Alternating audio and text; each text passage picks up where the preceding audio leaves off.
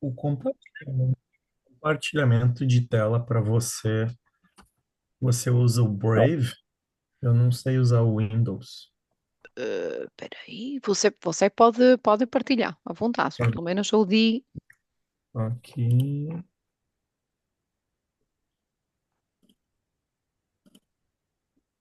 mas aí você vai partilhar assim, sem a tela cheia? Eu não quero assim, não gosto. Porque isso está abrindo no Brave. Você não tem Adobe Reader, alguma coisa assim? Explorer. Agora,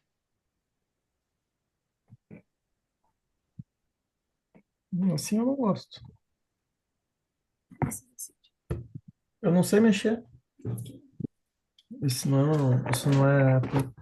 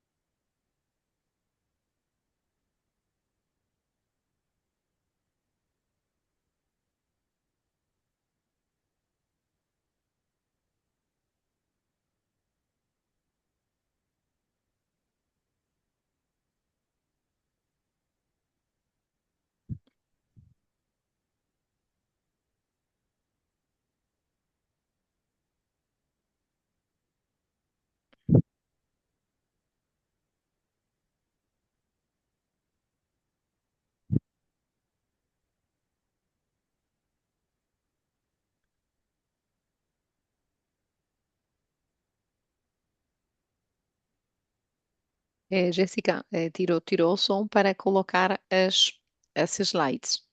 Eu vou anotar agora.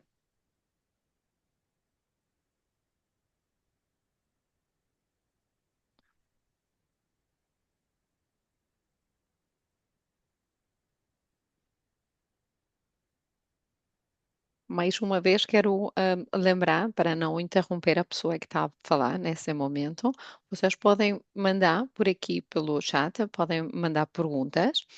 ahm, e no fim, nós fazemos as perguntas para o Tonton. Podem já, se quiserem, seguir ele em redes. Ele é muito conhecido no Brasil, chama-se NutriTonton, sim? E ele dá muitas dicas de alimentação, de o que ele chama de biohacking, portanto, como fazer com os alimentos que nós temos na nossa mão para contrabalancear uma tendência, que pode ser genética, que pode ser ambiental, o que queira que seja. E aqueles conselhos são muito bons, realmente. Como já viram, é uma pessoa super preparada.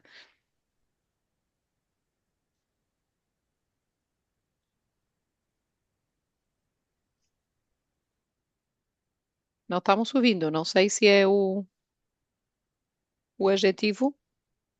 Não estamos ouvindo. E agora? Agora sim. Agora está E a perfeito. tela? Tela perfeita. Ok. Deixa eu pegar aqui.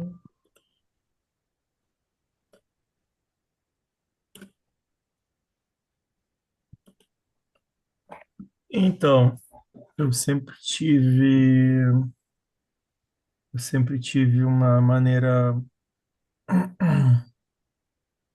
diferente de funcionar, muito fora da média. É, atípico, como o próprio nome já diz. E o autismo, ele é multifacetado, tem um espectro muito amplo, mas até algum tempo atrás o autismo tinha uma incidência menor.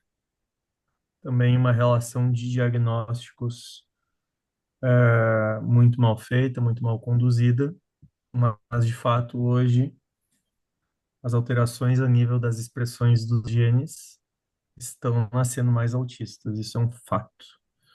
E as estatísticas afirmam isso. Então não é um argumento. Tendo isso em vista, no final dos anos 80, início dos anos 90, quando eu estava na escola, e eu moro em vários países, ahn, não se tinha nenhum preparo. Então, nós tínhamos muita dificuldade de entender e de compreender o autismo. O TDAH naquela altura era muito mal visto e basicamente se usavam drogas como anfetaminas. Ainda se usa hoje, mas hoje já se tem um pouquinho de conhecimento a mais. Então, eu sempre fui autista e venho de um pai autista, um senhor já, e uma irmã autista que não teve diagnóstico ou não quis ter, numa família de 5 irmãos. E dentro da minha possibilidade de vida, eu nunca tive uma opção de entender isso. Porque naquela altura ninguém entendia, basicamente, minha família tinha bons recursos e eu ia um psicólogo, psiquiatra, enfim. Dentro dessa perspectiva como miúdo, como criança, você tem certos complexos que são adquiridos, que eu acredito que fizeram parte da formação do meu caráter, mas poderiam ser desnecessários, talvez, para alguém que não tivesse tido a resiliência que eu tive. Então, eu tive essa ampla formação. Na verdade, esse currículo está bem resumido, eu tenho muito mais coisa do que isso. Só que a principal faculdade foi a vida. Tive alguns cursos que eu acredito que foram super úteis, como, por exemplo, a gastronomia foi muito útil, nutrição, não aprendi quase nada. Aprendi conceitos muito errados, inclusive. Era só ver todas as minhas professoras quase eram acima do peso. Então, se de fato tivessem um bom conhecimento, não estariam acima do peso. Na medicina, eu não aguentei, saí na metade do curso. Aprendi muito mal, muito pouco. E por ter sempre a capacidade de ser muito autêntico, muito sincero, fui extremamente taxado, muito mal taxado por conta disso.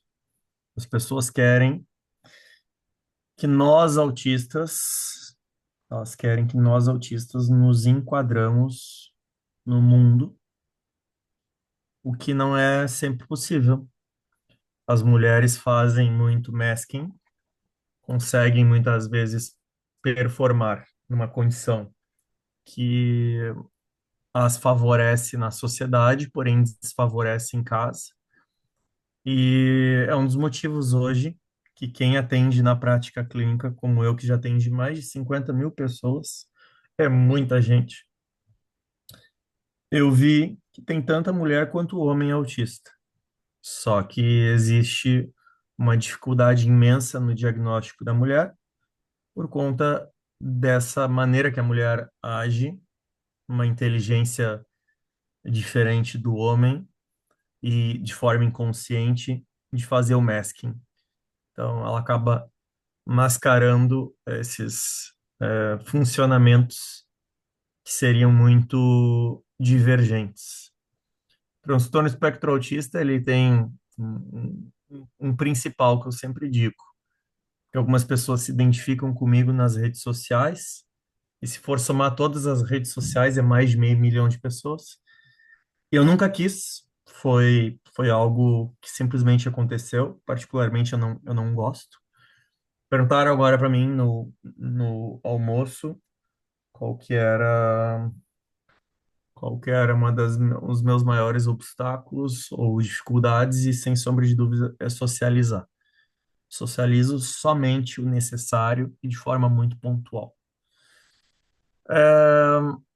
E o autista, seja homem, seja mulher, seja uma criança, qual for a idade, o autista ele vai ter uma alteração, uma divergência na comunicação e ou socialização. E eu, obviamente, tenho nos dois. Olhando as minhas redes sociais, pode parecer que não. E nós precisamos entender que cada vez mais cedo consegue se fazer diagnóstico. Antigamente era com 5, 4. Hoje em dia tem mamães que estão com seu bebê e começam a ver alguns sinais, não consegue fixar o olhar nos olhos, tem desconforto com roupa, enfim. Procura um neurologista, de preferência alguém que seja mais atualizado, psicólogo, e acabam depois, obviamente, estudando todo o resto. São vários fatores. Eles têm o diagnóstico de autismo. O que ninguém fala a respeito, eu não entendo por quê, e isso talvez seja pelo imediatismo do ser humano, é que essa criança vai ser um adulto. Então, toda criança autista vai ser um adulto. Eu queria entender, principalmente falando aqui em grau de suporte 2 e 3 e eu, como muitos autistas, já variei entre os níveis, mas eu confesso para vocês que eu deixo aqui a indagação. Eu queria entender por que a sociedade age como se os autistas adultos sumissem. Inclusive, eu passei por isso a nível de psicóloga, pedagoga, psiquiatra, porque eu só fui ter o diagnóstico formal que eu fui buscar por conta própria com 21, 22 anos, mas sempre tive acompanhamento na infância, adolescência, tudo, e diziam que eu tinha que trocar, eu não queria. E eu tive uma sorte, por exemplo, o meu otorrinolaringologista, que tem pouco mais idade que eu, ele deve ter que, uns 15 anos a mais, deve ter seus 52 anos. Logo que ele era formado, começou a me atender, eu era ainda adolescente, criança adolescente, e me atende até hoje. E eu fico lá na fila do consultório, e a maioria são crianças e adolescentes, mas ele me atende até hoje. E eu não pedi, simplesmente aconteceu. Eu não consigo entender qual a viabilidade. Tem nutricionistas, inclusive, que dizem, eu só atendo materno infantil. Se passar de uma certa idade, eu já não atendo mais. Não consigo entender como que os profissionais, então, têm um diploma, tá dizendo que tá sem, tá acabando sua bateria. Eu não consigo entender como hoje as pessoas têm uma ideia que os profissionais eles podem ser tão específicos assim. E nós podemos levar isso para exemplos do dia a dia, saindo um pouco do estigma do autismo. O cirurgião da mão direita do dedo específico. Então, dentro do autismo, quanto mais específico você for, mais chance de errar.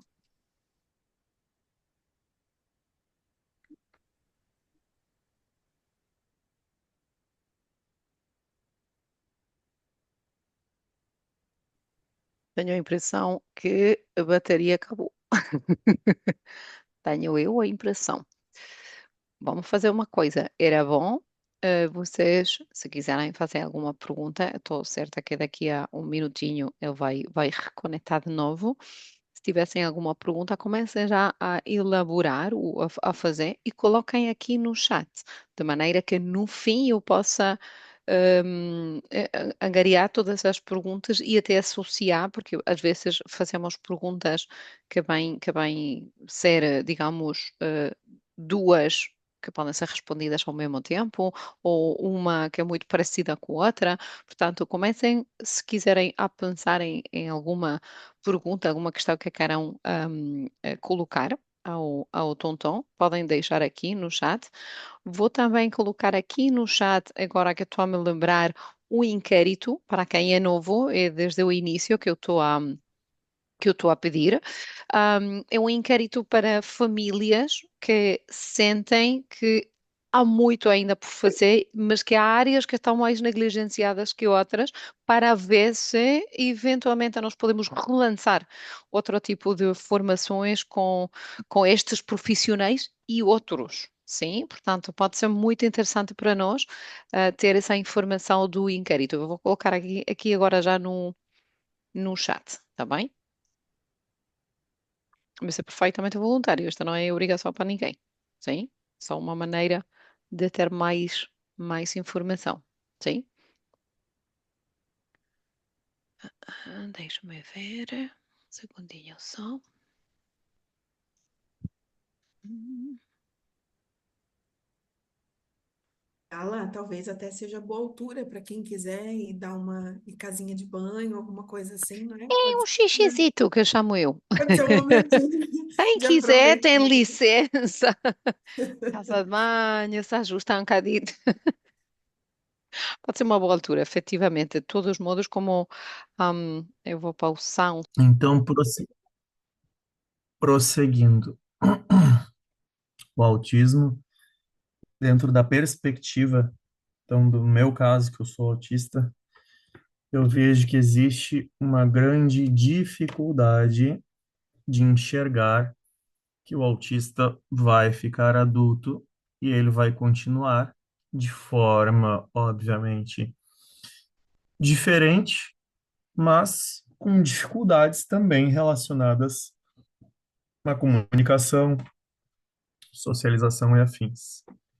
Se espera, se espera que dentro de um aprendizado, a criança ou adolescente, eles consigam ter uma funcionalidade.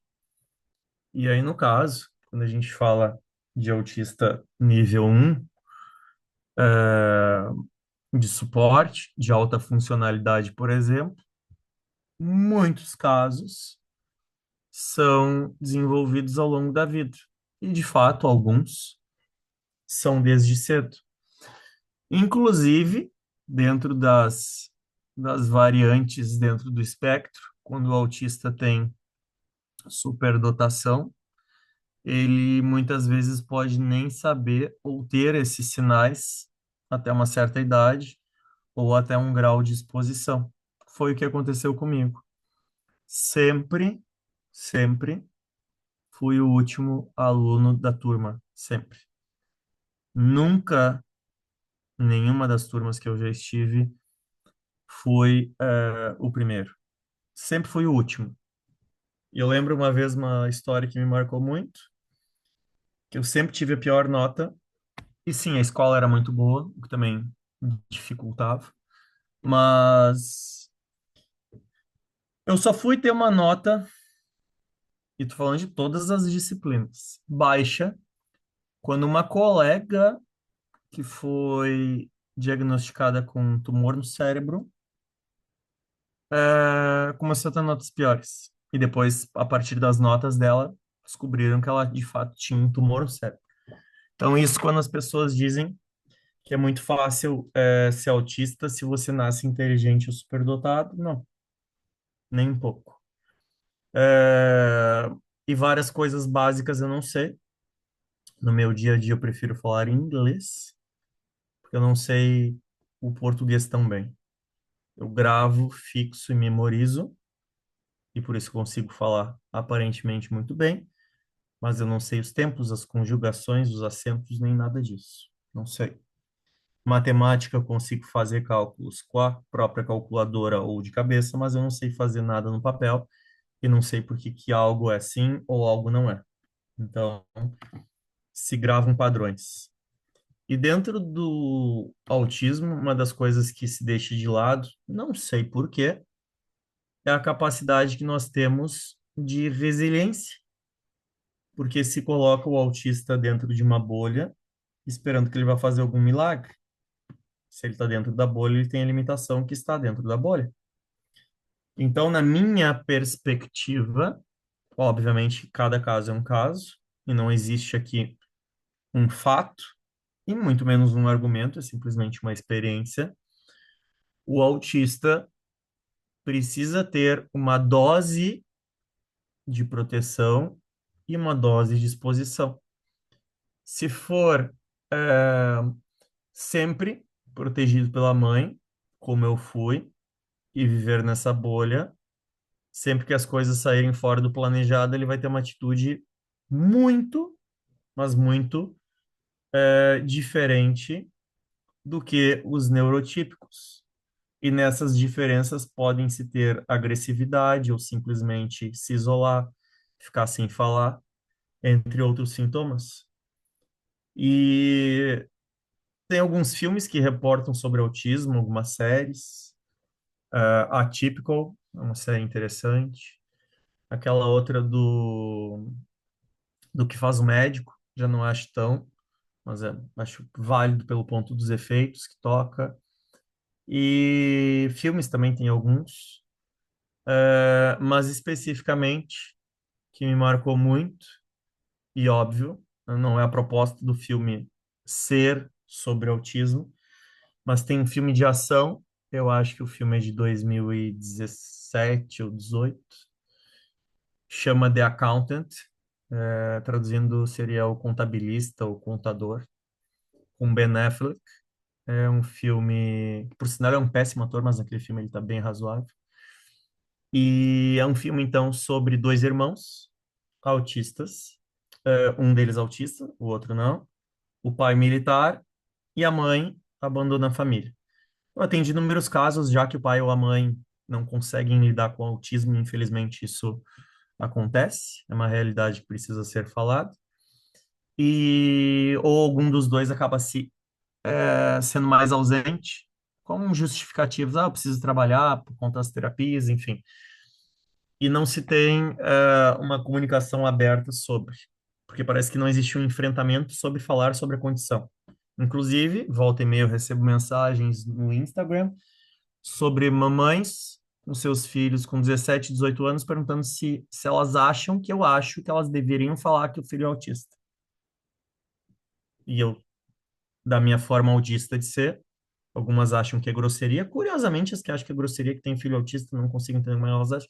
Eu digo, não é problema meu, eu não sei, não conheço você. Se nós fôssemos amigos, eu poderia opinar com uma certa limitação, mas você está pedindo um conselho e o que eu disser é o que você vai fazer. E eu acho isso insensatez. E na minha humilde opinião, obviamente, né, a equipe multidisciplinar, em especial conduzido pelo psicólogo, vão ter formas de expor isso, mas com 17, 18 anos ainda, porque todos na sala de aula desse adolescente já sabem, só ele que não. E eu sempre fui muito limitado por conta de todos esses acontecimentos da minha vida. Então, entre os meus irmãos, entre outras coisas. E eu não sei por quê, eu vi muito do meu pai no pai militar desse filme do Ben Affleck, The Accountant, em que ele leva, então, a criança autista, o menino, na altura, talvez, 1 grau 3, tá? Ou talvez ali oscilando entre um 2 e 3, né? Tivemos já até, eu fiz uma disciplina eletiva de psicologia que foi abordado sobre, né? Assistimos o filme que eu já tinha assistido, mas ele estaria ali moderado ou severo. E o pai leva, então, depois que a mãe abandona a casa, o pai leva ele numa clínica e eles mostram lá os cuidados, tudo, que é fenomenal para a época. E o pai diz que não vai deixar ele lá, porque ele não acredita que proteger de tudo vá trazer melhorias. Vai trazer conforto, sim, porque nós temos desconforto a toda hora por conta da hipersensibilidade sensorial, ou em alguns casos até da hipossensibilidade sensorial. Eu alterno, flutuo muito.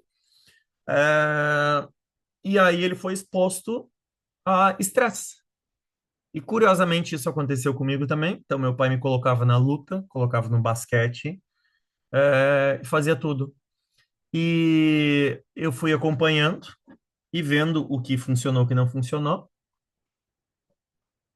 E sempre depois de adulto, acompanhando as crianças que eu acompanho. E eu vi o seguinte: um pouco de cuidado em relação a como este autista está se desenvolvendo é importantíssimo. Um cuidado excessivo, não. Então, não tem como chegar, como eu cheguei, a ser um atleta se eu tiver o cuidado excessivo. E o que a minha mãe fazia, e ela fazia na melhor das entregas, e na cabeça dela infinitamente mais do que meu pai. Minha mãe ligava para algum colega meu de escola, para os pais no caso, e dizia: ele só come isso, isso e isso, então não sirvam nada disso. Ela não me deixava passar pelo estresse daquilo que poderia acontecer. Obviamente que não me lembro de um ou dois casos só, mas a maioria dessas pessoas, mães de colegas, enfim, em sua parte, a maioria sempre foi muito educado. Ninguém me bateu, me coibiu ou me obrigou a comer algo. Mas quando eu não tinha a extroversão suficiente para me impor, eu acabava provando certas comidas. E nessas vezes acabei gostando. A minha mãe não. Ela amarrava o meu tênis, fazia comida daquele jeito específico, não me dava outras formas de apresentar e mentia para mim fazendo pratos, dizendo, ai, não coloquei isso nem aquilo. Depois eu descobri, deixava de comer, e era extremamente rebelde e tinha uma certa.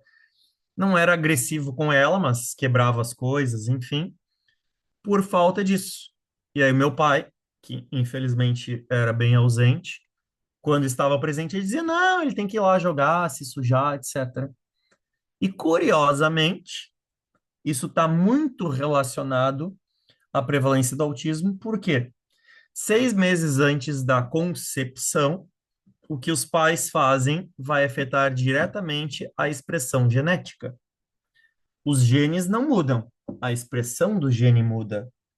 Se os pais estão ambos 6 meses antes da concepção, então, né, todos somos adultos aqui, antes da relação sexual que vai conceber aquela criança, se 6 meses antes os pais já estão num controle de alimentação, de exercício físico, a expressão desses genes vai potencializar para esta criança. Não é por acaso que as crianças de pais, por exemplo, que têm hábitos assim, já entram. Não é só pelo exemplo, é pelo que já se fazia. E a expressão genética, na ciência, ela é explicada dessa forma. Mas na medicina tradicional chinesa e ayurvédica, que já fala disso há 7, 8 mil anos, se falava da questão de frequência, do padrão vibracional das coisas e a influência que isso tem. Então, se a gente fala da parte energética, não é meio óbvio que se uma pessoa está de muito mau humor e reclamando demais, ela possa contaminar os outros que estão no mesmo ambiente? Sim. Agora, eu posso me deixar me influenciar ou não. Ok, parabéns, tem uma capacidade de se blindar. Mas a criança autista, ela não tem isso bem formado, isso bem constituído ainda. Vamos lembrar, inclusive, que a formação total a nível de cérebro, ela se dá por volta dos 25 anos. Então, quando eu vejo, né, homens e mulheres com 21, 22, e que eu também estive nessa idade e achava também, como eles, que são os mais responsáveis e os mais adultos, a gente não está com o cérebro plenamente formado, apesar de já termos todas as nossas características de maturação sexual masculina, feminina, entre outras coisas, estarmos inseridos no mercado de trabalho, se sustentando, morando sozinho. Apesar disso, nós não temos a vigência cerebral na sua totalidade. E o autista acaba tendo um sofrimento muito maior por causa disso. E eu me deparei com situações muito difíceis em que elas só foram melhoradas por me expor a essas situações. E essas situações são situações do dia a dia, como agora aqui, uma dificuldade de utilizar o computador do hotel, coisas assim que me estressam imenso, mas de saber o que tem que ser feito e reverter ou flexibilizar. E a resiliência deveria ser explicado pelos pais, pelos profissionais e por todos. Só que ninguém fala sobre isso. E aí o que que a gente fica só? Ficamos culpando vacinas, ficamos culpando isso, ficamos culpando aquilo. Ok? Se nós formos analisar, eu acho que ninguém dos cientistas, tem mais de 20 cientistas hoje no mundo, que estudam possíveis causas e alguns até possíveis curas do autismo, que na minha humilde opinião não faz nenhum sentido falar em cura, já que é um funcionamento de cérebro que é diferente, que é atípico, mas eu entendo que quando se fala cura, seriam sintomas e comorbidades associadas, né? Porque a visão de mundo sempre vai ser muito distinta. Então, todas essas pessoas que estudam e falam a respeito disso esquecem de uma grande coisa. Ok, se as possíveis causas de aumento são essas, ok isso, ok aquilo, mas e agora, no dia a dia? Temos todos esses autistas e às vezes estamos numa turma de colégio, que nem meu primo, que está lá na oitava série, eu acho, e tem três autistas numa turma de 60. É muito alto. Na minha época, eram 8 ou 9 turmas, manhã e tarde, todas as séries, primeira, segunda, terceira, era 8 ou 9 turmas, com 40, 50. E tinha eu e mais outro. Então, eu estou falando aí de 300 e tal alunos para ter dois. Agora eu estou falando de, por exemplo, na família também, um primo, com uma turma de menos de 60 que tem pelo menos dois ali, talvez tenha um terceiro caso. Então, meu primo mais o outro colega, e talvez se fale de uma menina. E ninguém é, é, vai ter a resposta real, está assim ou por causa disso, mas o ponto é, e agora? O que que eu faço? E o TDAH, que lembramos, né? Tem muitos TDAHs, a maioria, na verdade, não são autistas. Porém, muitos autistas são TDAH. Então, se for pegar aqui agora, nesse local que eu tô, no espaço inteiro, digamos que tenhamos aqui 100 pessoas agora, deve ter uns 10 TDAH. Desses 10, só eu sou autista, ok? Só que quando nós temos essa questão do TDAH associado ao autismo, nós ainda temos diversas outras questões a serem levantadas, como, por exemplo, a inquietude, impulsividade e esses distúrbios relacionados ao TDAH, né, o distúrbio de déficit de atenção e hiperatividade, ele é de forma singela remediado com medicações de base de anfetaminas, as mesmas que os caminhoneiros usam para ficar acordado dirigindo muitas horas. Alguns, infelizmente, pessoas da aviação usam também, e eu não estou dizendo que não seja uma medicação útil, mas ela é um remédio, ela remedia, não trata a causa. E até que ponto ela vai ser sempre útil? E quem começa a usar criança, eu usei criança, depois parei, depois voltei como adolescente, pode ter inclusive a alteração do seu desenvolvimento para a fase adulta. E também ninguém fala a respeito e simplesmente só vai no psiquiatra e toma um remédio. E aí é onde a gente deveria entrar na questão mais crucial de todas, que o autista, seja com ou sem TDAH, deveria obrigatoriamente ter um cuidado alimentar. E aí, em 2016, quando eu falei a primeira vez abertamente sobre o meu autismo, porque a verdade seja dita, eu nunca quis falar para ninguém e eu tive, inclusive, relacionamentos e familiares que não sonhavam com isso. Alguns colegas sabiam, mas ninguém tinha ouvido de mim. Vergonha, falta de aceitação, seja qual for a questão. Hoje eu ando com cordão, ando com a identificação, mas eu tive um processo. Até chegar nesse processo, eu demorei a me expor. e quando eu me expus, foi bem mais positivo do que eu achava, bem mais positivo. Mas, ao mesmo tempo, eu já tinha uma boa capacidade de gerir. Controlar, a gente não controla nada, mas eu já conseguia gerir. E por que que eu conseguia gerir? Porque eu tive algum chamado em 2004, 2005, final ali da minha adolescência, início da fase adulta, de mudar a alimentação. Eu tive algum chamado. Seja a partir de Deus, seja entre outras coisas que aconteceram, mas eu tive um chamado. E eu comecei a estudar sobre, por conta própria, me alimentar, procurar profissionais e, inclusive, suplementar. Eu sofri muito preconceito na época, porque suplementos há quase 20 anos atrás eram caros e de pouco acesso, com exceção de Canadá, Estados Unidos e Austrália, mas na maioria dos países era de pouco acesso. Portugal não existia, Brasil alguma coisa, Espanha pouco. E a alimentação dentro do espectro autista, ela é num nível, eu não tenho nem como traduzir para vocês, mas vou dar um exemplo.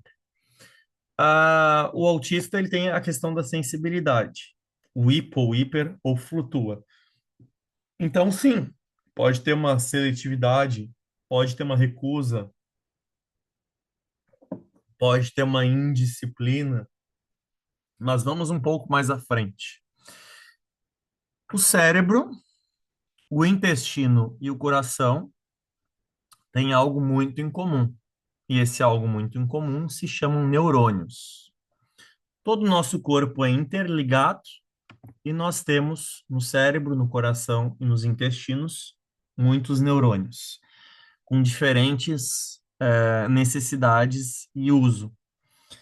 O eixo intestino-cérebro, a ligação que o cérebro tem com o intestino, eu só descobri depois que eu comecei a cuidar. Então, você não ter comorbidades e você não ter queixas associadas como eu tinha, começaram a melhorar por conta disso. E eu, como a maioria dos autistas, tinha imensas queixas à parte intestinal. Imensas. E o que que os pais fazem? A partir de 2016, então, que eu falei para as pessoas que eu era autista, as pessoas me procuravam e queriam me pagar valores bem elevados, como se eu fosse resolver a alimentação daquela criança ou daquele adolescente.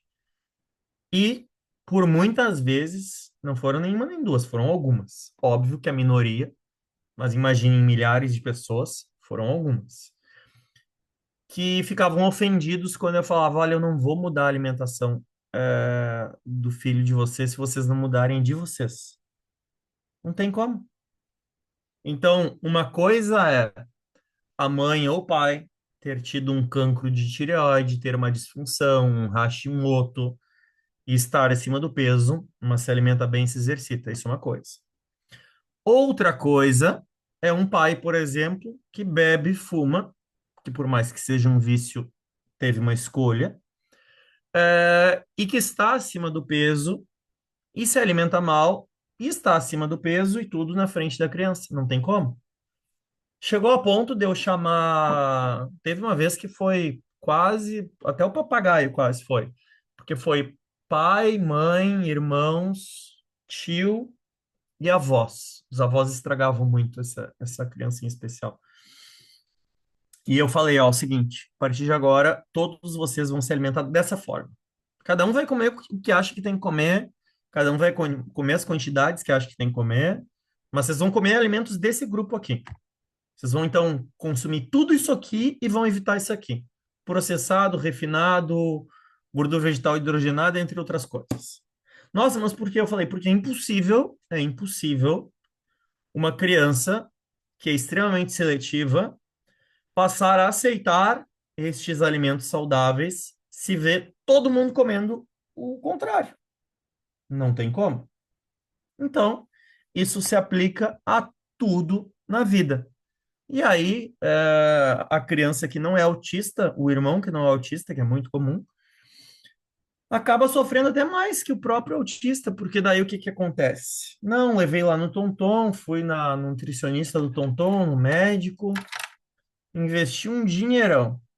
E aí tá fazendo um trabalho, tá fazendo suplementação de ácido alfa-lipoico, NAC, glutationa. A criança está quase um atleta e a criança melhora muito. Só que o que não é autista não tem acesso a nada disso e muitas vezes não tem o macarrão sem glúten, o arroz, entre outras coisas. Como se eu for 1, 2 anos mais velho, 1, 2 anos mais novo, como que eu vou estar com o meu filho que está recebendo uma alimentação especial e o outro não? E eu passei por isso. Três meninas, a do meio é diagnosticada hoje.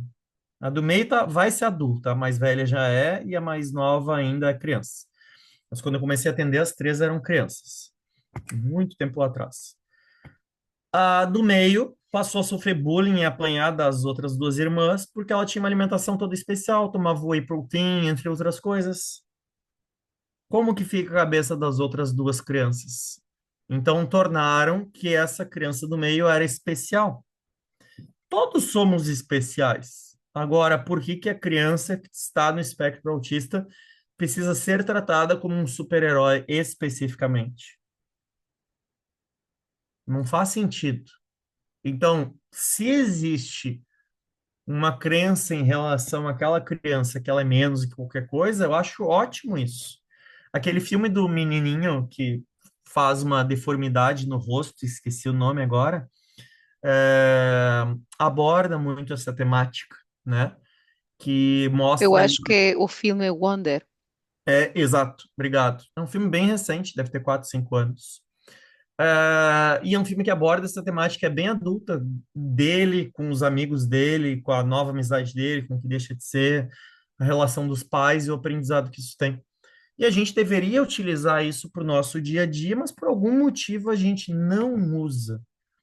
Então, a base é bem simples. Até como alguém disse aqui, né, que o excesso de conforto aumenta a rigidez, com certeza, concordo. E assim como também falaram aqui que o fato de toxicidades, entre outras coisas, também são coisas que influenciam. Mas por quê? Por que que nós não podemos comer como os nossos tataravós, ou quem já é um pouco mais velho, como os nossos bisavós comiam? E eu sempre digo, para quem não teve contato com avô, com bisavô, tenta lembrar dos índios, então, que ainda vivem na tribo e que ainda não usam roupa e que não têm acesso a telefone, telemóvel, essas coisas. Como é que eles vivem? Com o que eles plantam, com o que eles colhem, com o que eles caçam. Por que que nós devemos nos render a um macarrão plastificado, cheio de aditivos, com tempero artificial que imita algo, e achar que aquilo ali vai fazer algum bem? Aquilo ali, inclusive, é rico, Cup Noodles, Nissin Miojo, entre outras coisas, aquilo ali é rico em glutamato monossódico, que é neurotóxico. É neurotóxico. E quando você fala de neurotoxicidade, você está falando em ter uma piora deste quadro de autismo. E os autistas têm, na bioquímica, uma prevalência de uma variante genética chamada metileno tetraidrofolato redutase, que é o MTHFR, onde não existe uma metilação adequada de folato para metilfolato. Grosseiramente falando, tá?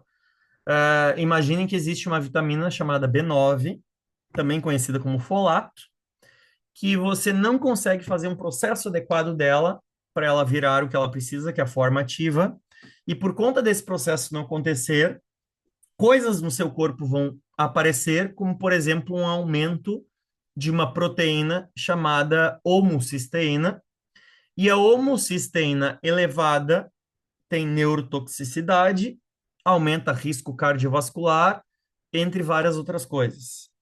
Uma homocisteína adequada, inclusive para os homens, é até 10, exagerando em alguns casos, assim, com muita dificuldade e um fator genético muito grande, até 12. A gente falava que o MTHFR era polimorfismo. Já sabemos que é uma variante. Nem é mais polimorfismo, é uma variante. Quer dizer que não é um defeito você ter, é só uma variação. Mas os autistas têm prevalência. E o que que eu tenho que fazer? Eu tenho que provavelmente dar uma alimentação muito ampla, muito rica, inclusive com proteína de origem animal, e em alguns casos suplementar. E eu não posso suplementar o remédio do folato, que é o ácido fólico. O ácido fólico não existe na natureza. A natureza não tem ácido fólico. A natureza tem B9, folato. Mas as pessoas parecem que têm medo de estudar e os profissionais de saúde que estudam têm medo de falar, porque de fato nós tomamos banimentos nas redes sociais quando a gente fala o seguinte: o ácido fólico suplementado na gestação aumenta diversas probabilidades, dentre elas a prevalência de autismo. E os autistas, e os autistas que já são autistas como eu, têm a variante do MTHFR como eu, se estiverem como cisteína mais alta, podem passar pelo neurologista, psiquiatra e psicólogo e fazerem o tratamento que for, que enquanto a homocisteína não baixar para níveis adequados, eles vão ter alterações. E eu digo para vocês, a gente hoje escuta e as opiniões são divergentes entre, eu não gosto desse termo autismo de telas, porque se usa. E tem gente que gosta, tem gente que não gosta, tem gente que é neutra. Eu sou neutro. Não vejo nenhum problema um amigo meu dizer que tem um filho e o filho dele, quando está muito tempo numa tela, fica autista. Não é uma expressão que eu ache adequada, nem sintonizada com a realidade do autismo, mas ok. Independente disso, vejam só que curioso. Atendi um engenheiro muitos anos atrás e os pais me procuraram porque viram um vídeo meu muito antigo no YouTube, que eu tinha perdido a virgindade muito alta, que eu só fui ter contato com uma mulher com 21 anos, e o filho já tinha mais de 21 e eles estavam preocupados que o filho nunca tinha beijado uma mulher em toda a vida. E, de fato, eu concordei com eles, né? Cada um tem seu tempo, mas, de fato, é bem atrasado. E eu pedi os exames. Quando os exames chegaram, para minha surpresa, uma homocisteína de quase 100, sendo que 20 já seria um absurdo. E depois que foram atendidos todos, eu chamei só os pais e disse: olha, vocês vão fazer esse tratamento aqui. E ele interagia muito pouco comigo. Eu sempre interajo bem com o autismo. Ele não interagia nada bem. Ele era muito bom com números, por isso fazia engenharia. E passava muitas horas jogando no computador e tudo. Eu falei: olha, vocês vão fazer esse tratamento aqui e talvez nós possamos ter uma surpresa, nem boa nem ruim, mas uma surpresa no final. E eu gostaria que depois de vocês marcassem o segundo a volta aqui, que vocês fossem num neurologista que eu indiquei. E eles, por quê? Porque eu falei, talvez que o diagnóstico precisasse ser ajustado. Bom, no meio do tratamento tive uma surpresa que ele voltou no próprio psiquiatra, não foi neurologista, no próprio psiquiatra que ele já ia, o psiquiatra cogitou que talvez tivesse sido um erro e que ele não era autista. Depois que foi finalizado, né, e que corrigimos todas as análises dele, se constatou que de fato ele não era autista, ele só tinha um TDAH e tinha algumas questões atípicas, mas ele não era autista, ele só estava intoxicado. O que sobra para a pessoa como eu, que de fato é autista, ou para vocês que têm filhos autistas, que a criança está com uma homocisteína, e não precisa ser esses números absurdos, 50, 80, 100, um número já absurdo que seria 14, 15. E sabe qual que é o problema? Que o valor de referência apresentado ali é normal. Eu fico pensando, os pais dos autistas são sempre tão atualizados e sempre dizem, cada caso é um caso, meu filho não é um padrão. Ok. Então, por que que você olha o valor da referência, que é um padrão? Por que que eu tenho que dizer que o colesterol de tanto a tanto, o que que é aquilo? O valor de referência? É uma referência do laboratório. É uma, é uma estatística do laboratório. Quem faz exames? Quem está doente ou quem está procurando doença? Ou alguém aqui que está com 25 anos no auge da saúde fica fazendo exame e não faz. Então, os laboratórios, eles têm essa utilização. Tanto que se a gente vai utilizar guidelines e vai pesquisar, por exemplo, na Sociedade Brasileira de Endocrinologia, Sociedade Americana de Endocrinologia, Você vê que, por exemplo, algumas dessas sociedades estabelecem que para tireoide o TSH é ideal até 2,5. Nossa, mas no meu laboratório, Joaquim Chaves, aqui em Portugal, deu que TSH até 4,5 está normal. O laboratório não está dizendo para você que está normal, é só uma referência estatística. Só que os americanos, esses aí, eles extrapolam a loucura, que eles ainda põem a referência do laboratório em vermelho, amarelo e verde para bugar a cabeça dos pais, porque o pai olha um exame verde, tá bom. E aí mandam os exames para mim, dá uma olhada. Eu falei, ó, meu trabalho, eu cobro, então marca um horário. Tá, beleza, passou vários meses, a pessoa traz lá, os exames estão normais. Eu falo, não estão normais. A mesma coisa acontece aqui. Já aconteceu também de eu atender criança autista, grau 2. Eu não faço nenhuma mágica, na verdade, eu não faço quase nada, só mostro o caminho. Atendi um autista grau 2 que hoje é grau 1 de alta funcionalidade, basicamente foi o que a Gala acabou de falar aqui. Essa criança estava sempre com níveis de vitamina D em 2, 3, 4, que é tipo assim, não dá para acreditar que está vivo. Parecia que morava num daqueles lugares da Noruega que fica 3 meses sem luz solar, que fica à noite sempre, mas não, era uma criança aqui de Portugal. E uma vitamina B12 de menos de 100. Pessoal, só vocês terem ideia. Vitamina D3, esqueçam aquela referência do laboratório, tá? Vitamina D3 é a partir de 40 e vitamina B12 é a partir de 500. O que que o laboratório diz? Varia muito, mas aqui em Portugal alguns laboratórios dizem que D3 a partir de 30 e B12 a partir de 400, 300. Então, imaginem, estava abaixo de 100 a B12 e abaixo de 10 a D3. D3 e B12, por si só, muito baixas, em déficit, já trazem sintomas relacionados à depressão, entre outras coisas. Hoje, né, alguns anos depois, acho que já é adolescente, não tive mais contato, mas eu sei, porque tive algum contato posteriormente com outras pessoas que estão relacionadas. Hoje é um autista de alta funcionalidade, antes era um autista grau 2 com muitas dificuldades na escola, simplesmente porque suplementou o que estava faltando. Só que eu fui mais chato ainda, eu fui atrás da origem. Aí eu descobri um problema intestinal, por isso que não absorvia bem o que comia. Não é apenas suplementar, caso contrário, todo mundo sai tomando vitamina D e todo mundo feliz. Não. Precisa entender por que que a vitamina D3 está baixa, por que que a vitamina B12 está baixa. É simples assim. Então, quanto mais variada for a alimentação, melhor. E como fazer isso, já que as crianças autistas não têm isso? Estimulando os pais. Porque a criança vai comer o que foi ofertado nos primeiros meses de vida. A criança começa com a introdução alimentar com 4, 5, 6 meses e até os 2 anos de idade, talvez um pouco mais. Ela ainda tem o peito como complemento, mas ela vai sim se expor ao que tiver. E se for muito cuidadoso, os locais que essa criança frequenta, sem nenhuma paranoia, mas o meu filho come de tudo, não come só o que é industrializado, não vai ter problemas. E o que que a gente faz? Infelizmente, que a minha mãe fazia comigo. As poucas coisas que eu comia eram ricas em caseína, glúten, soja. Bolachinhas, biscoitinhos, e eu ainda tinha tipos. Tinha que ser a marca e o sabor específico. Não bastava ser um produto. Tinha que ser específico, assim, grau 1000. E eu tive que começar a estimular isso e promover essas alterações para diminuir, obviamente, toda a euforia e tudo associado ao autismo. Porque é muito mais difícil fazer a introdução alimentar de uma criança autista, ponto. Isso é um fato. E tem profissionais, que nem a doutora Nicole Seton, que trabalha comigo, que se especializou nisso. Eu não estou dizendo que não é. É. Só que a gente precisa entender por que nós fazemos o que nós fazemos.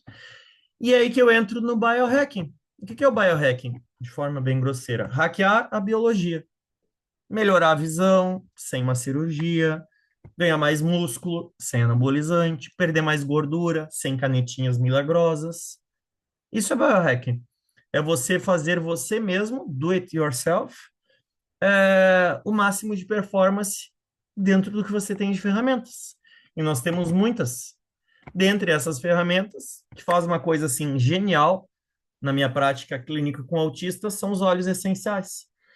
Os óleos essenciais, eles são muito bons porque, se usados corretamente, eles não têm efeitos colaterais e você não precisa ficar descobrindo a causa das coisas. Mas eles têm um efeito adverso bem complexo, que eu digo, que é... Como é que eu vou dizer para vocês isso sem ficar esdrúxulo? Bom, eu sou autista, vocês já sabem, então, se ficar esdrúxulo, ficou. É, Ele vira um remédio. Como assim ele vira um remédio? Simples. O meu filho tinha muita agressividade quando colocava ele para fazer futebol na escolinha. Aí eu comecei a dar esse óleo essencial, agora tá uma maravilha. Mas se eu não dou, ele fica.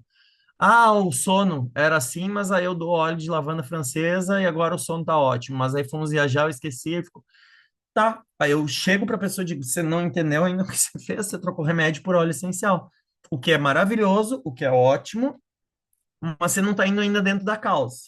Mas ok, porque eu sei que muitas pessoas aqui têm um filho, uma filha autista, e provavelmente eu tenha grandes chances dos meus serem, e tá tudo certo.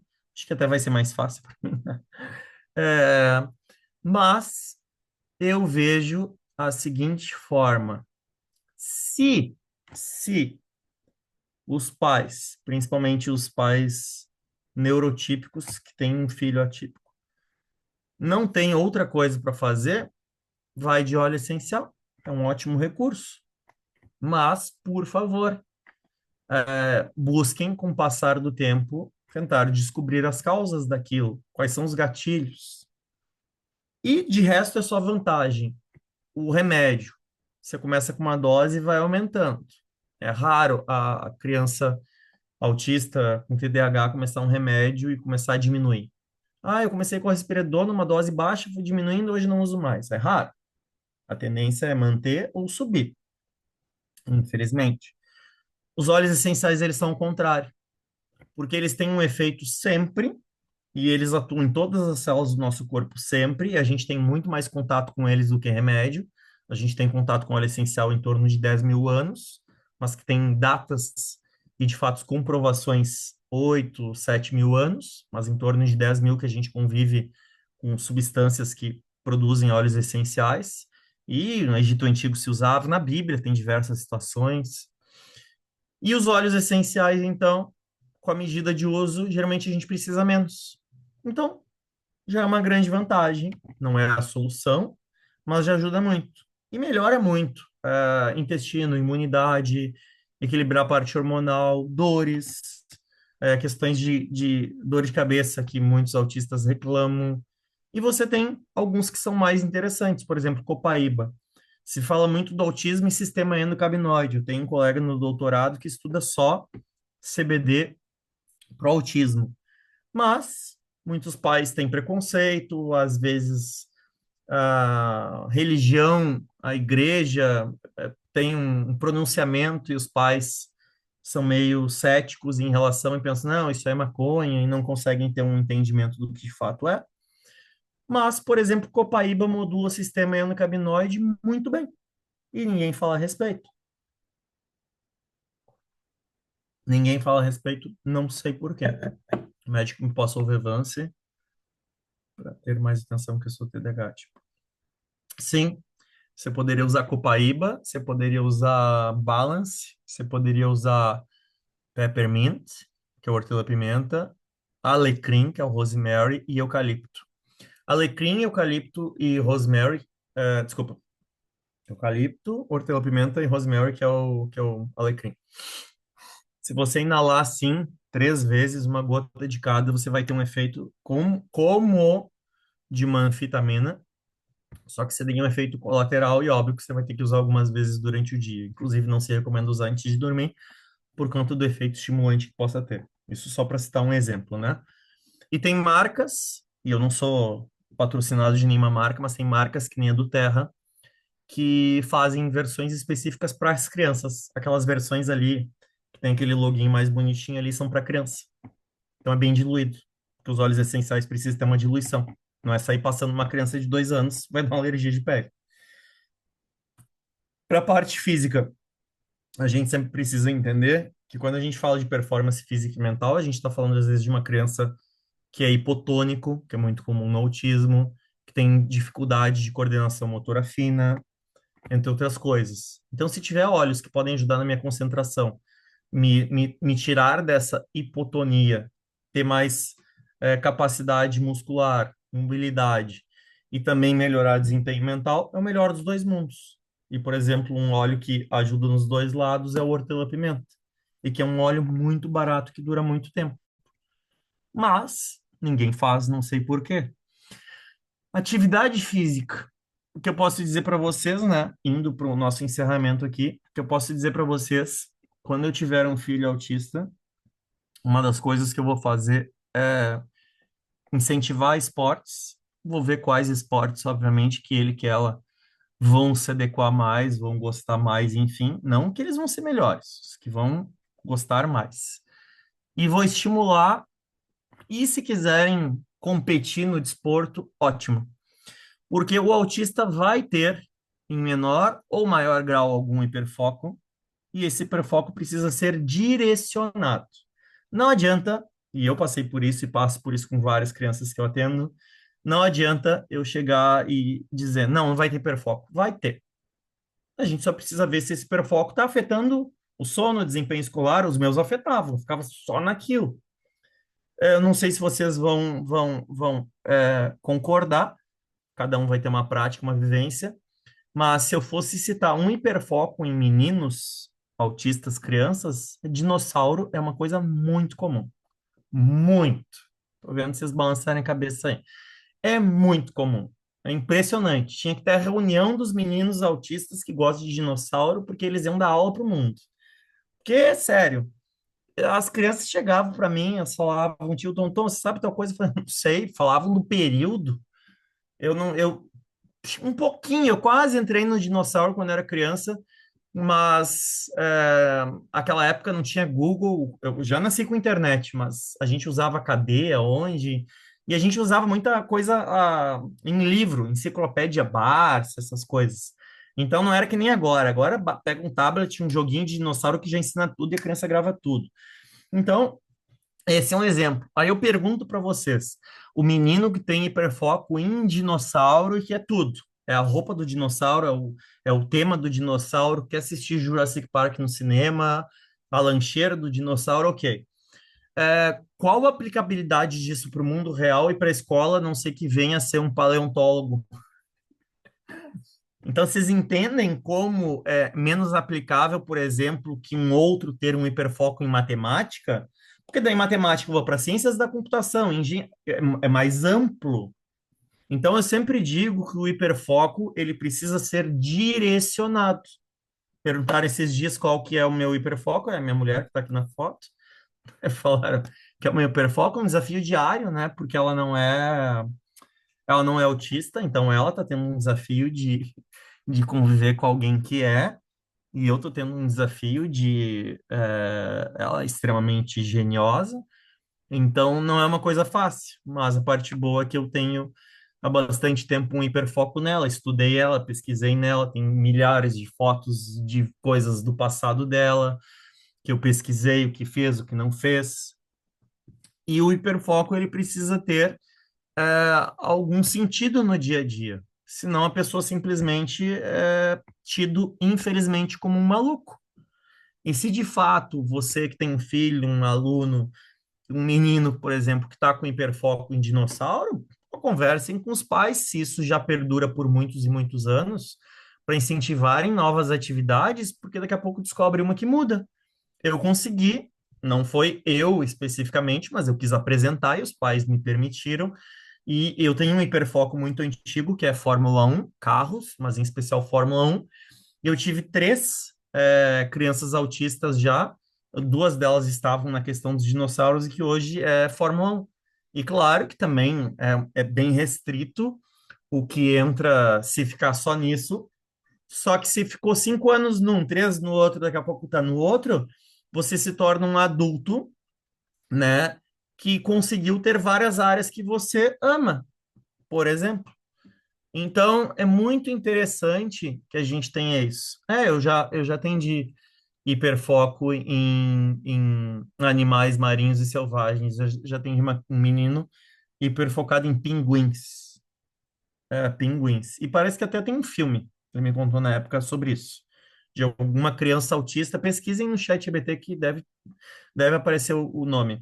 Mas parece que é um menino que fizeram um filme que é hiperfocado em pinguins, e que o sonho dele era ir no Polo Norte, sei lá o quê, né? Então vejam só como as coisas do dia a dia fazem. Só que o hiperfoco ele também tá com fazer o desligamento do cérebro quando necessário. E aí exercícios de respiração, yoga, pilates que as crianças podem fazer sem nenhuma contraindicação ajudam. Porque se eu já não tenho uma boa mobilidade, ou não tenho uma boa concentração, foco, ou mesmo no meu caso, uma coordenação motora fina, e me põe para fazer yoga ou pilates, eu não consigo ficar pensando em outra coisa, a não sei o que eu tenho que fazer ali na hora. Então você dá um descanso para aquele cérebro. Então eu sempre digo que no ginásio, e às vezes o meu treino é tão intenso, e eu não tenho nenhum problema em receber críticas em relação a isso. Agora, obviamente, não tem sido, esse ano nenhuma vez ainda, no passado poucas, mas até 2021 eram muitas vezes, eu vomitava no treino de tão intenso que era, de tanto que eu gosto e de tanto que é importante para mim. Só que lá era o momento que a minha mente desligava e descansava, porque ela não desliga e não descansa nunca. Eu fico apertando um objeto com a mão sempre, ou balanço a perna, ou fico mexendo em alguma coisa, isso fazendo várias coisas ao mesmo tempo. Menino que descobriu o vento, muito bom. Então, isso é um ponto que nós devemos lembrar e levar. E por quê? Por que que se fala só? Não, a criança só pode ter um treinamento de força a partir dos 12. Não é verdade. Não existe nenhuma comprovação científica que diga que fazer treinamento de força para crianças de 7, 8, 9 anos tem algum perigo ou afete o crescimento. Só que o mundo é tão hipócrita que nós sabemos que o impacto excessivo da ginástica olímpica, sim, pode, mas é bonito ter o filho lá na ginástica olímpica e não na musculação. Então, por que que na ginástica olímpica a criança pode, e é muito comum nos Estados Unidos, né? Muito comum. Quantidade de meninos e meninas que conquistam uma bolsa num high school bom e depois numa faculdade por conta de ser um bom ginasta, mas pode afetar, sim, crescimento, entre outras coisas, além de um alto índice de lesões. E quando eu falo de crianças abaixo de 12 anos estarem fazendo treinamento de força, não necessariamente é pegando peso com barra, mas sim usando o peso do próprio corpo. E ninguém fala a respeito disso. Só que eu já não peguei tanto essa parte, mas talvez alguns de vocês tenham pego. Até a década de 80, a criança subia em árvore, descia árvore, pulava muro, subia muro, e estava fazendo o que ali? Trabalho de força. TRX, por exemplo, ótimo. Acho extremamente monótono para nós adultos o TRX, mas extremamente lúdico para as crianças. Extremamente lúdico para as crianças. Porque elas se desafiam ali com o corpinho delas. E ninguém fala disso. Aqui, inclusive, gostei muito no hotel, que está escrito no ginásio, que crianças a partir de 10 necessitam acompanhamento dos pais dentro da sala de ginásio, mas abaixo dos 10 poderiam estar fazendo com supervisão. E tem países que nem Brasil lá que você simplesmente não pode, ó, não pode se matricular na academia se não tiver tal idade, não sei quanto. É 12, 13, 14, quanto é? 12. É muito velho já para começar. Teve caso, inclusive, que eu fiquei sabendo, agora por amigos, de na escola, né, tamanha descuidado hoje que muitas escolas acabam tendo e infelizmente os pais querem que a escola faça a educação que eles deveriam fazer. Um casal de namoradinhos de escola de 9, 10 anos engravidar, a menina engravidou, o menino de 10 engravidou a menina de 9. A gente não tá mais lá no tempo da Rainha Vitória, que se casava com 14, 15, para essas coisas acontecer. E ninguém questiona o porquê que isso acontece. Uma das coisas que eu tenho certeza absoluta aqui é, cada vez se faz menos atividade física nessas escolas, cada vez se questiona menos sobre a precocidade da maturação sexual e o acesso a essas questões relacionadas à parte sexual. Eu vi uma entrevista agora esses dias, que super respeito quem tem uma opinião divergente à minha, mas de uma atriz brasileira muito famosa dizer que com 12 anos ela deu um vibrador para a filha dela. É um negócio assim, podem pesquisar na internet, tá lá. Saiu aqui notícia em todo Portugal. Uma atriz brasileira muito famosa. O que está se fazendo aqui? Se perdendo fases. Em que momento a criança está fazendo o que ela tem que fazer? É, exatamente isso. Não queria citar o nome, vocês já sabem quem é. Em que momento a criança está fazendo o que ela tem que fazer? O que que a criança tem que fazer? Macaquice. Criança hoje não faz mais macaquice, não sobe em árvore, não pula muro, é super protegido. Criança faz o quê? Joga videogame. E os pais de primeira viagem que não querem ir atrás da informação acabam ficando encurralados e dão um tablet para acalmar a criança autista. E o que que a gente está fazendo ali? Tá, infelizmente, deixando a criança mais autista. Porque ela tem tudo ali. E eu falo isso por experiência própria. Porque eu, com 17, 18, 19, 20, 21 anos, eu não saía de casa. Era computador, computador, jogo, jogo, jogo, programação, música, deu, só ali. E eu tinha os meus amigos virtuais e tinha medo e vergonha de conhecer eles quando faziam os encontros, no mundo real. E o cérebro não sabe dividir o que é real e o que não é real. E daqui a pouco eu tô olhando um filme, tô olhando, eu tive hiperfoco já em super-herói. O cérebro não sabe separar o que é real e o que não é real. O cérebro simplesmente entende a experiência. Quem é da psicologia vai saber explicar isso muito melhor que eu. Quem é da neurociências vai amar explicar isso. Mas o cérebro não diferencia o que é real do que não é real. É simplesmente uma experiência. Aí a criança está lá no tablet o dia inteiro, ou está com aquele óculos de. E eu gosto, tá? Até já tive. De realidade virtual para jogar, e você tem traumas lá dentro do jogo, entre outras coisas. E ninguém leva isso em consideração. Você acha que a criança que está num ginásio fazendo um treinamento de força, ela vai ter acesso, por exemplo, a esses malditos, que isso parece que não para de aumentar, pedófilos? Não. Agora, nos joguinhos. Sabe onde mais tem pedófilo hoje? Nos joguinhos. É onde mais tem. Tem documentários que retratam isso. Eles não perdem mais tempo tentando ir em sala de bate-papo nem nada. Eles vão para os joguinhos. Inclusive para aquele que o meu sobrinho jogava muito. Como é que chama aquele que tem que ficar montando coisa? Que tem para todas. Qual? Minecraft. O que tem de pedófilo no Minecraft, ninguém fala a respeito. E a criança que é autista, qual que é o diferencial dela? É muito mais puro e muito mais ingênuo. E o que que a gente precisa fazer? Trazer adversidades reais, como, por exemplo, um treinamento para ela. Por quê? Não é só para o corpo, é para o cérebro. Quando você descansa a mente lá, você está executando outras coisas. Então, devemos sim colocar as crianças autistas para treinar. E devemos entender o mínimo da nossa saúde, do nosso dia a dia. Se eu não estou bem na minha mente, no meu espírito, no meu corpo, como é que eu vou cuidar bem do meu filho? Se eu não tenho um bom sono, como é que eu vou cuidar bem do meu filho? Então, eu tenho que estar bem para cuidar dele. Ou vocês, mamães, nunca entraram num voo com o filho de vocês sozinhas, sem o pai, e diz lá, se máscaras de oxigênio cair, primeiro coloque em você, porque até a mãe colocar nela, depois de colocar na criança, ela já caiu, e aí a criança vai sobreviver como? É bom senso. E a gente precisa lembrar que tudo é sobre energia, tudo é sobre o que você observa, o que você espera. Os pais esperam milagres ou querem que as crianças sejam iguais a mim, e eu não quero que ninguém seja igual a mim, cada um, mas não tem como isso ser falado dessa forma. Simplesmente busquem o melhor dentro da individualidade de cada um. Pronto, acabou, simples. E isso que deveria ser ensinado na escola, mas infelizmente não é. Se você observa, você pensa, você sente, você vibra, você trai, você cria. Se eu ficar pensando muito em uma coisa e buscar conquistar aquilo, aquela coisa acontece. E hoje parece que ninguém mais entende o poder da mente em relação a isso. E é incrível. Mas basta você assistir um filme que nem um filme de chorar do Robin Williams, Patch Adams, que fala sobre cancro infantil. onde você vê cancros super agressivos em crianças que não têm uma taxa de sobrevida alta, que a chance de óbito é muito grande, mas a criança nem sabe o que está acontecendo e não leva a sério aquilo, e ela se salva, porque está a mente dela programada que, isso não é nada, vai passar, todo dói agora, vai passar.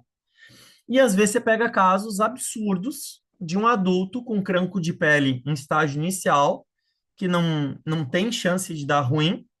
Nossa, mas ele se apavora. Nossa, cancro de pele, agora o que que eu faço? E morre. E eu também, posso dizer para vocês, comecei a falar um pouco mais isso ano passado, mas é uma coisa que eu ainda falo abertamente. Eu tive cancro de pele na planta do pé, tive em dois locais, no meu membro inferior esquerdo. E quando veio a notícia, eu fiquei extremamente chocado. Eu tinha 19 anos, mas meu estilo de vida era péssimo. E ok, eu pesquisei na altura, sempre fui muito racional, vi que a taxa de sobrevida era boa, eu fiquei apegado naquilo. Mas se eu tivesse ficado apegado, talvez, nos 10, 12% do estágio que eu estava, o que poderia ter acontecido? Ninguém pensa. Ou vocês acham que quando a menina diz que 7, 8, 9, 10 anos que quer ser psicóloga, com 35 é uma top psicóloga, ela tá fazendo o quê? Ela já tá projetando isso lá de trás. E aí são coisas básicas, né? Trabalhar os sentimentos. As mulheres têm muita alteração a nível intestinal, porque elas retêm muito sentimento a nível do chakra do plexo solar, que é o terceiro chakra, que é um ponto de energia muito importante do nosso corpo, e que basicamente ele está ligado a sentimentos. Sentimentos relacionados, por exemplo, à raiva, sentimentos relacionados, por exemplo, à não aceitação. Os homens, eles já são mais passageiros, eles extravasam mais, as mulheres retêm mais. Então, são coisas básicas que nós podemos fazer no nosso dia a dia para essas crianças, para esses adultos dentro do espectro autista, mas que ninguém vai fazer por nós. E florais, mais seguros ainda do que os óleos essenciais, porque os florais não têm nenhum efeito adverso. O óleo essencial ainda pode ter, o floral não. Então, pode não acreditar, mas pode usar e pode dar bom. E se acreditar, dá mais bom ainda. Aí, alguns aqui que eu sempre uso, que eu adoro. É, imaginem que existem substâncias que elas potencializam o funcionamento do meu cérebro. Isso se chama nootrópicos. Mas, pasmem, nootrópicos são substâncias naturais que nós encontramos em vários lugares, como, por exemplo, o ômega 3. Eu vou ficar comprando para o meu filho todos os dias salmão selvagem do Pacífico, que é caríssimo? Não, e a criança vai enjoar. Por que não dá ômega 3? Por que não dar, por exemplo, creatina? Eu não vou dar a dose do adulto, mas eu vou avaliar com o nutricionista materno infantil o uso de creatina. E acreditem, tá? Se vocês forem na Amazon, sabe aqueles suplementos prontos lá na Amazon que tem 5 estrelas, que prometem melhorar os sintomas do autismo, e de fato alguns são muito bons. Quase todos eles já têm creatina. Então a creatina está relacionada à função do cérebro. E a creatina é um produto natural que nós encontramos em peixes e carnes. Cogumelos. Nada de cogumelos psicodélicos, cogumelos convencionais que você pode fazer chá, sopa, etc. Ou que você pode suplementar, também estão lá.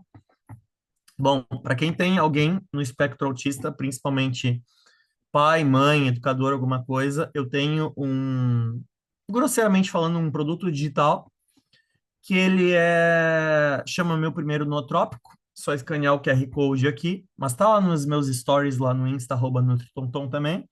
É uma coisa, tipo assim, em euros, eu acho que é um negócio, tipo, 5 euros. Em reais, eu acho que é, tipo, 29, uma coisa assim. Em que eu ensino sobre substâncias naturais que podem potencializar o cérebro. Acho que ninguém aqui quer ficar dizendo, meu QI é tanto, meu QI é tanto. Porque o QI, na prática, ele pode ser muito bom para algumas coisas e não para outras. E o teste, por mais que tenha hoje vários testes avançados, é só um número. Mas você pode potencializar o seu cérebro. Por que não potencializar? É isso que eu faço. Aqui tem contato da minha assessoria, tá? Que eu faço muita mentoria para profissional. Hoje me interessa em treinar mais profissionais do que ajudar as pessoas, cliente final. Porque se eu vou ajudar um casal que tem uma criança autista, eu estou ajudando só eles. Se eu ajudo um profissional que atende, eu estou ajudando muita gente. É muito melhor. Então, eu criei uma linha de trabalho por conta disso, e eu não sou o melhor a pessoa de socializar. Então, atender 10, 12 pessoas por dia é uma coisa cansativa. Exemplos de coisas que a gente usa para foco, concentração, atenção, etc. Substâncias como fosfatidilcerina, alfa-GPC, colina, por exemplo, que tem no ovo. Ah, vou suplementar? Não vou suplementar, a criança come ovo, não come. Ozonioterapia, ninguém fala a respeito, mas melhora muito a oxigenação cerebral, tem um efeito antioxidante no início, faz oxidação, mas depois antioxidante. Ozônio retal, a criança não sente nada. Ontem mesmo fizemos aqui, todo mundo aqui no spa passou. Não vi nenhum homem reclamar, porque é extremamente indolor, você não sente nada. Você vai no profissional, a enfermeira vai lá e faz o material, tá? Jejum intermitente. A criança não pode fazer jejum. Quem disse? 12 horas, por exemplo, a criança faz a última refeição às 7 da noite, porque tem que se acostumar a dormir mais cedo. Faz a última refeição às 7, faz os afazeres, as coisas que tem para fazer. 9 horas vai dormir. Essa criança foi dormir 9 horas, 6h30, 7 horas acordou. Ela vai, por exemplo, 7, 7 e pouco, tomar o café da manhã. Deu 12 horas. Ah, não pode fazer. Quem disse que não pode? O estado de superalimentação, que chama overfeeding, é um grande problema hoje, porque as crianças elas não ficam de 3 em 3 horas comendo, por exemplo, ovo. Elas ficam de 3 em 3 horas comendo bolacha, comendo biscoito. Ah, e o açúcar deixa meu filho elétrico. Não é que o açúcar deixa o seu filho elétrico. É que a resposta do açúcar, por exemplo, em relação à dopamina, em relação à serotonina, é essa. E aí você tem esse efeito. E por que que não pode jejum? Porque tem medo, só porque tem medo. Não vai afetar o crescimento. Se você tiver todos os nutrientes divididos em 4 ou 5 refeições, ficar 12 horas sem comer é benéfico para o intestino, restaura o intestino. Criança que está com diarreia, não é sopinha, canjinha, carvão vegetal e jejum, soro caseiro, Então você dá um descanso para o seu trato gastrointestinal. E os benefícios do jejum intermitente são inúmeros, mas ninguém leva a sério. Por quê? Não sei, existe há muito tempo. O primeiro estudo de jejum intermitente, um número específico não me vem agora na cabeça, tá? Um dia hoje corrido. Mas olha, eu vou dizer para vocês, 1908, 10, abaixo de 1920, o primeiro estudo de jejum intermitente, só para vocês terem ideia. Eu não estou falando de creatina, que começou assim, nos últimos 40 anos, muito artigo. Não, e sim, creatina é um dos suplementos mais estudados. Eu tô falando de jejum, que tem, ó, muito antes dos nossos avós nascerem, já existia jejum intermitente, já se fazia e já tinha até estudo. Ninguém fala sobre a exposição de tela. Por que que vocês acham que tem esse botãozinho True Tone aqui no iPhone, desculpa, Night Shift do lado? Por que que vocês acham que tem esses botõezinhos? Por que que vocês acham que várias televisões LG, Samsung já tem essas opções também? Porque o excesso de luz vermelha, desculpa, de luz azul, é prejudicial e diminui o pico de melatonina noturno, podendo chegar em alguns casos até inibir.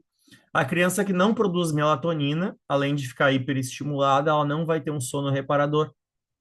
Se ela não tem sono reparador, como é que a gente vai cobrar um desempenho escolar dela? Aí diz que ela é autista e tá TDAH e dá Ritalina para ela, mas ela não tá dormindo bem. Eu não sei vocês, mas eu só fui dormir bem, já tinha mais de 23. Eu não falava para ninguém porque eu achava que era normal e quando os meus pais iam me ver na cama de manhã, eu fingia que estava dormindo para não criar problema para eles. Vocês acham que eu sou o único? Quantidade de criança que minha mãe depois que descobriu, nossa, como você era bonzinho até nisso, né? Será que isso era ser bonzinho? Que se eu tivesse sido que nem meu irmão, chorasse, ficasse reclamando, talvez tivesse sido mais fácil de buscar um tratamento, uma alternativa. Mas eu não queria incomodar, era muito responsável, muito bonzinho, então eu ficava nesse jeito de, tô fingindo ali que tô dormindo, mas era muito pouco. Passava direto de madrugada acordado fazendo outras coisas, ia para cama de manhã para fingir que tinha dormido.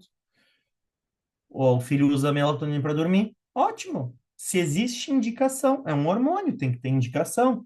Tá com carência? Vai usar, vai avaliar qual dose vai usar. Mas vamos tentar descobrir a causa, porque eu me nego a criança, os pais pedirem para prescrever melatonina, se eu sei que ele está jogando lá, qual que é o jogo que eu baixei aqui para jogar com umas crianças autistas esses dias? Brawl Stars, que é um jogo de tirinho, que tem para todos os iPhones, Androids, etc. Baixei aqui, fiz alguns amigos aqui que um me adicionou e eu jogo bem. É, tem alguns aqui que me convidam para jogar 11 horas da noite. Minha vontade de mandar mensagem pro pai e falar, ó, estão jogando às 11 horas da noite, mas o tablet ou o iPhone próprio deles é de uso irrestrito. E por mais que ponha, é exatamente o que a Maria falou, por mais que ponha no modo mais avermelhado e com menos tons azuis, ainda tem a poluição eletromagnética. Então, causa uma excitabilidade. Entendam isso. E isso faz uma diferença brutal para o nosso dia a dia. E se a criança tem dificuldade de dormir de noite, tem a questão da luz, aquilo ali é baratinho, tá? Baratinho, eu viajo. Você carrega uma ou duas vezes na semana. Eu paguei, eu acho, 5 euros. Aí eu comprei um kit que tinha 5 por 30 eu acho, uma coisa assim. Não, um pouquinho menos até. E é basicamente um LED pequenininho, assim, que tem plug. Tudo que for de metal, ele toca, é magnetizado. E ele liga com um sensor de presença, ou você tem um botãozinho que ele pode ficar sempre ligado. E é uma luz vermelha que não atrapalha o sono. Então, acordou de madrugada para fazer xixi, aquela luz que vai ligar. Se por acaso está no quarto ainda fazendo alguma coisa, tem uma boa iluminação. Não é a iluminação ideal para estudar, mas tem uma boa iluminação. É sobre isso, é sobre a gente ter esses cuidados. Mas a criança acorda de manhã. Não tem uma higiene do sono, porque a higiene do sono começa de manhã fazendo o quê? Tendo acesso à claridade. A criança não tem acesso à claridade, vai direto para a escola. No inverno aqui na Europa tem pouco sol. E aí, o que que acontece? Chega um determinado período da vida que está todo desregulado. E aí, como é que regula? As crianças hoje, elas têm uma dificuldade imensa de não entender sobre fé. Religião é uma coisa, fé é outra. Quando eu falo de fé, eu estou falando sobre entender, aceitar ou optar por não aceitar também existência de algo, Deus no caso. Então, a maioria dos pais tem um princípio religioso. É cristão, aí é especificamente evangélico, católico, luterano, protestante, pode ser o judeu messiânico, muçulmano, mórmon. Mas por que que hoje nós perdemos isso? Quem somos nós para achar que uma criança com 4, 5, 7, 10 vai ter capacidade por si só, com a internet do jeito que está, de tomar as decisões sobre isso? Por que que os pais não podem inserir a esse hábito? Eu vou dizer para vocês, para mim mudou muito a minha vida depois que eu passei a frequentar a igreja, mas não especificamente uma igreja, porque eu sou cristão, então volta e meia alguns amigos me convidam para a igreja evangélica, eu vou para a igreja católica, esses tempos fui na igreja luterana. Eu particularmente gosto muito da católica, mas enfim. E eu tive na infância e na adolescência um pouco, mas meus pais sempre foram bem desconectados. E depois que o meu irmão se suicidou, se desconectaram mais. Em vez de se conectar mais, se desconectaram mais. Então, um dos meus irmãos se suicidou, o que me deixou na altura muito autista e que me fez me distanciar de tudo e também distanciou eles. Só eu, depois de velho, por conta própria, né? Depois de velho, que eu quero dizer, depois de adulto, por conta própria, comecei a fazer os meus estudos próprios com a Bíblia. E eu comecei a me recordar que a minha avó ensinava, num dialeto italiano, a rezar. E hoje eu rezo todas as noites e antes de fazer as refeições. E eu me recordo muito bem desse dialeto italiano que era onde ela rezava. E a Bíblia não é sobre você estar catequizando ou você fazendo uma doutrinação. A Bíblia, por exemplo, é sobre um trabalho de você estar estudando um livro muito antigo de ensinamentos que foram deixados. Ela não, ela vai ter o viés se eu estiver lá na missa com um padre que está enviesando ela, mas se eu simplesmente só estou lendo ali com meu filho, aí você pergunta, o que que você entende por isso? Nossa, filho, você entendeu isso? Nossa, nessa passagem aqui eu entendi X. Isso é saudável, mas ninguém fala. E eu reparo hoje que as crianças dentro do espectro autista, elas estão cada vez mais numa criação com os pais ateus, agnósticos, entre outras coisas, e acabam não tendo contato com fé, e acabam muitas vezes não tendo bases importantes que são desenvolvidas a partir do que a gente entende por certo e errado. Porque se eu mentir aqui para vocês alguma informação, e eu não menti, mas se eu mentir alguma informação aqui, eu não vou preso. Tá, ok. E aonde que nós aprendemos que mentir é errado? Da onde que isso veio? Da onde que isso veio? De todo esse ensinamento que a gente vem lá desde os 10 mandamentos. Então, se a gente vai ler Antigo e Novo Testamento, a gente tem isso.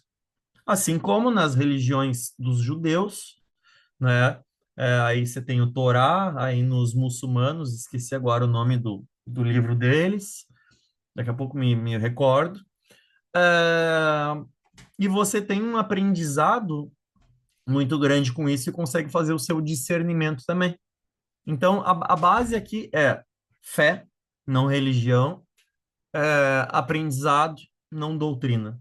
E simplesmente isso mudar o que é o Alcorão, obrigado. Isso mudar o que é a fé para aquela criança autista, porque faz uma diferença brutal. E, de novo, para quem não quer ficar na parte de Deus, utilize então a fé aqui para voltar lá para aqueles slides lá atrás que eu ensinei para vocês sobre o que já é estudado e bem concebido na biofísica sobre a visão do observador e o efeito que tem de eu estar com uma crença em algo. Só para isso já tá bom. Então, para quem, né, preferir aqui se abster da parte sobre religião, tudo, não quiser citar Deus, quiser citar o universo, por exemplo, simplesmente vá para isso. Mas nem isso hoje tem. A gente parece que as coisas são tudo acaso e boa sorte. Imagine agora se os pais escolhessem 5 coisas que estão aqui, se os filhos autistas escolhessem 5 coisas que estão aqui. Exemplo, para as crianças autistas, comer no momento certo, ter exposição à luz solar, fazer um grounding, que é fazer aterramento, que é ter contato com a natureza, tomar água, as crianças não tomam água, e utilizar óleos essenciais. Como que seria a vida dessa criança autista? Infinitamente superior.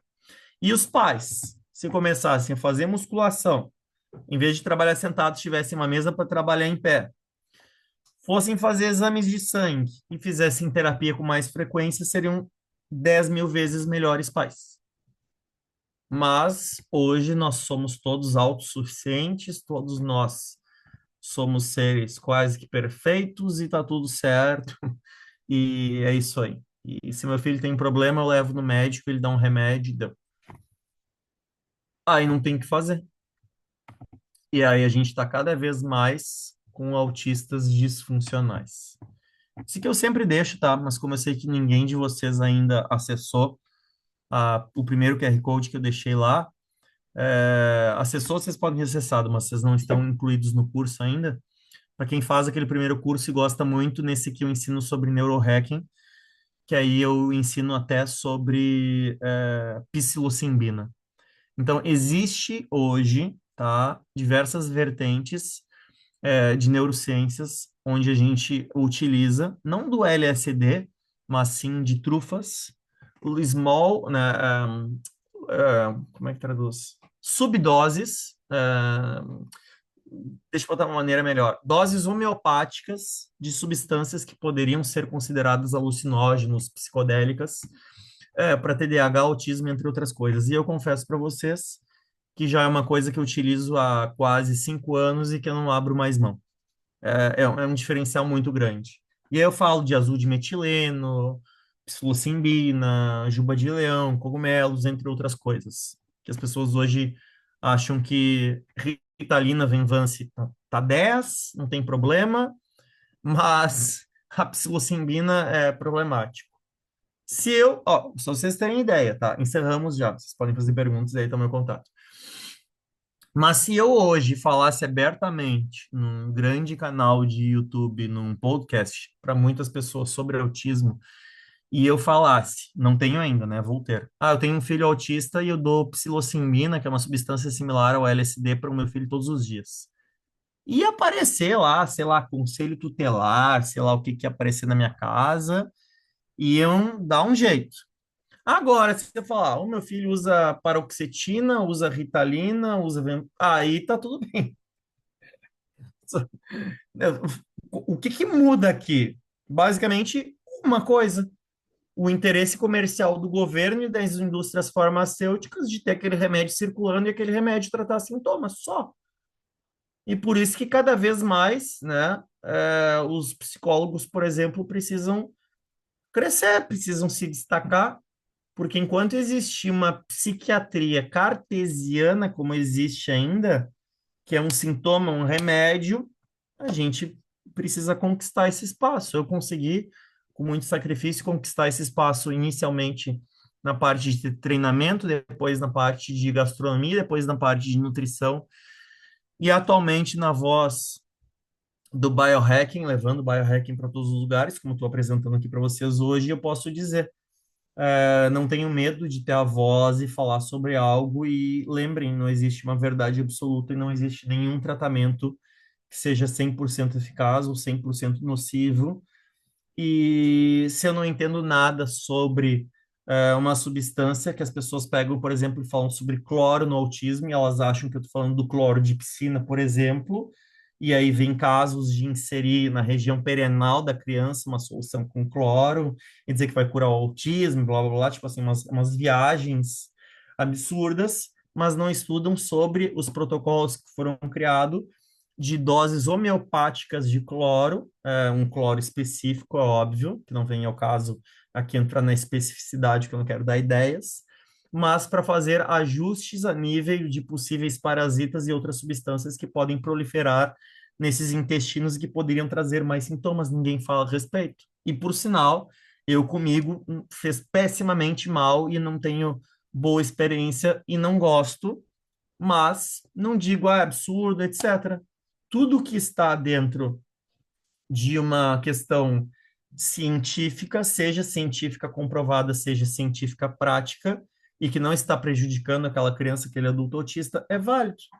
Então, qual o problema de fazer treinamento de força se for bem executado numa criança de 7 anos? Nenhum. Ah, mas tem leis em alguns países que limita. Infelizmente tem. Agora, porque a lei existe, quer dizer que é errado? Não. Talvez a lei tenha sido criada porque a maioria das pessoas são tão inconsequentes que saem botando as crianças treinar sozinha com peso e as crianças se quebram. Então, é melhor colocar dessa forma. Vocês já pararam para pensar se a gente começa a ter problemas que a gente está vendo agora nos aviões? De as pessoas sentadas na porta de emergência estão querendo começar a abrir porta. Um voo dos Estados Unidos agora, a pessoa quis começar a abrir porta. Então eles vão ter que começar a filtrar, além de olhar para a pessoa para ver se ela está capacitada para sentar na área de emergência, ainda ver se ela tem questão de cabeça para sentar na porta de emergência.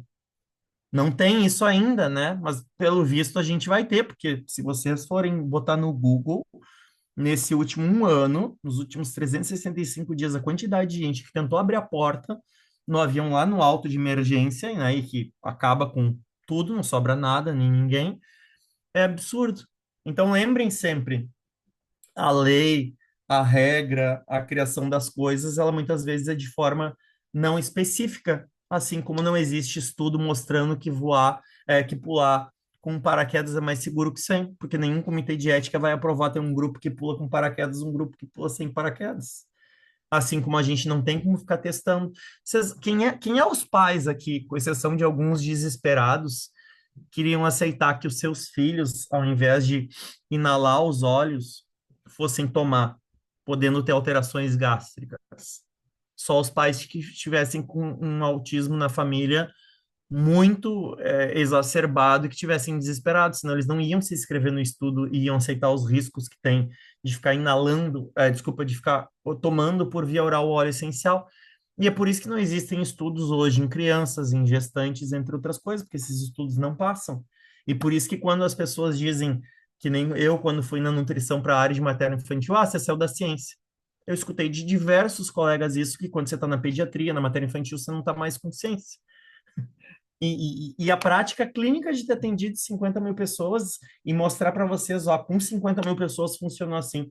Isso não tem relevância, não tá cientificamente adequado como se espera e como eu poderia estar distribuindo isso para os meus colegas, mas isso não tira que a minha prática ela foi validada e que ela está sendo e continua sendo validada ao longo de todos esses anos. Perguntas? Não sei se há alguém com alguma pergunta assim muito, muito, muito, muito rápida, que temos aí a Tânia, coitada, que ficou com menos tempo. Ahm, Vou aproveitar para agradecer muito ao Tonton. Isto foi muito interessante. Eu acho que todos os que cá estamos e todas as pessoas que vão ter acesso a esta gravação vão agradecer e vão usufruir de toda esta informação.